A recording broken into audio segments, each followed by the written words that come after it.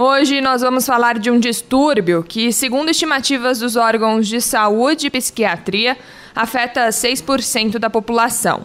Não há estatísticas específicas sobre a prevalência no Brasil, mas, de acordo com a Associação Brasileira de Psiquiatria, 10% dos pacientes diagnosticados aqui no país cometem o suicídio. Nós estamos falando do transtorno de personalidade borderline. Para ajudar a gente a entender esse transtorno, nós conversamos agora com a colunista da CBN, Tayane Barbosa. Ela é psicóloga, especialista em terapia cognitivo-comportamental, neuropsicóloga e diretora da Clínica de Saúde Isabel Cruz. Tayane, muito bom dia e obrigada pela participação. Bom dia, ouvintes da CBN. É uma grande satisfação estar aqui com vocês mais uma sexta-feira. Tayane, eu confesso que não conhecia esse distúrbio, o transtorno de personalidade de borderline, e fiquei impressionada com a grande incidência aqui no mundo, né? Você pode explicar pra gente quais são as principais características desse transtorno? Eu acredito que, assim como você, muitas pessoas não conhecem o transtorno de personalidade borderline. Esse transtorno, ele pode ser classificado como um transtorno mental que se caracteriza pela instabilidade no humor, impulsividade, insegurança. A pessoa, ela se vê de uma forma muito negativa e as relações sociais dessa pessoa é muito prejudicada. Indivíduos com esse transtorno, eles podem estar apresentando também o abuso de substâncias, tem a automutilação, também apresentam pensamentos e comportamentos suicida. E quais são as causas? Existe algum fator genético envolvido? As causas desse transtorno ainda elas não foram definidas, mas nós já sabemos que a predisposição genética ela pode estar colaborando para o desenvolvimento desse transtorno. Assim também como experiências emocionais fortes que o indivíduo passa quando criança, exemplo, abuso sexual ou psicológico, morte, traumas. Então a gente pode dizer que entre as causas estão os fatores genéticos. Se tiver algum parente de primeiro grau com um transtorno, esse indivíduo ele tem mais chances de estar desenvolvendo. Nós temos os fatores neurológicos, fatores ambientais e sociais que podem estar aí envolvidos. E Tayane, existe uma prevalência maior em mulheres, jovens? Quais são as pessoas mais afetadas? Geralmente, esse transtorno ele está associado a outras patologias e pode estar afetando pessoas que tenham transtornos depressivo, de ansiedade, abuso de substâncias, pessoas que sofrem de transtornos alimentares, de estresse pós-traumático. Então, eu digo que essas patologias, elas são uma porta aberta para o transtorno borderline. Então, se tem uma depressão, eu falo que precisa tratar. Se tem uma ansiedade, é importante que trate, porque ela acaba sendo, se não tratada, uma porta aberta, podendo aí, né, ter o desenvolvimento do transtorno borderline. Bom, é claro que cada paciente tem as suas necessidades, particularidades, mas é possível uma orientação geral para o que fazer durante uma crise? Existe algum conselho que você pode dar para todos os pacientes? Vale a pena ressaltar que algumas crises que a pessoa tem, elas podem ser controladas em casa. Então, é orientado a família, sempre estar junto do paciente, não deixando ele sozinho, dando todo o apoio aí.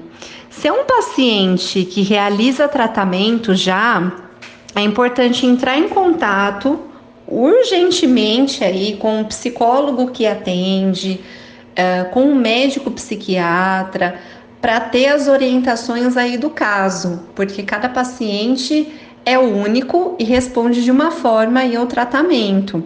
Se é um paciente que não está em tratamento, é importante, quando a família vê que ele está numa crise, de estar levando ele aí um pronto-socorro ou também um ambulatório de psiquiatria, para ele ter todo o apoio e o socorro necessário aí.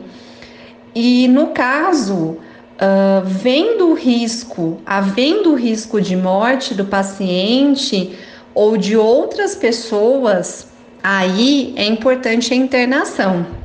Tayane, há algumas semanas você comentou aqui nessa coluna sobre o transtorno bipolar, que me parece, bem semelhante ao transtorno de personalidade borderline. Quais seriam as similaridades e as diferenças entre eles? Devido às mudanças aí no humor, esses dois transtornos, eles são bastante confundidos aí. Então, nós podemos falar que no transtorno borderline, a alteração do humor se dá dentro de horas, dias, enquanto já na bipolaridade dura semanas ou meses, tá? Essa alteração aí. Já quando a gente fala de bipolaridade, se tem crises mais intensas, tá? Do que o transtorno borderline, e isso impossibilita que a pessoa, o paciente bipolar, ele consiga estar cumprindo com as suas atividades diárias aí básicas. E para a gente terminar, Tayane, a coluna de hoje, como é o diagnóstico do distúrbio e qual é o tratamento? Quando nós falamos em tratamento, quando o psicólogo ele realiza essa anamnese do paciente, tem toda uma avaliação e vê que o paciente ele pode ter o transtorno borderline, ele encaminha para o psiquiatra. O diagnóstico é clínico, sempre baseado no relato do paciente e também nas observações do médico psiquiatra, que quem fecha esse diagnóstico é o médico psiquiatra, tá?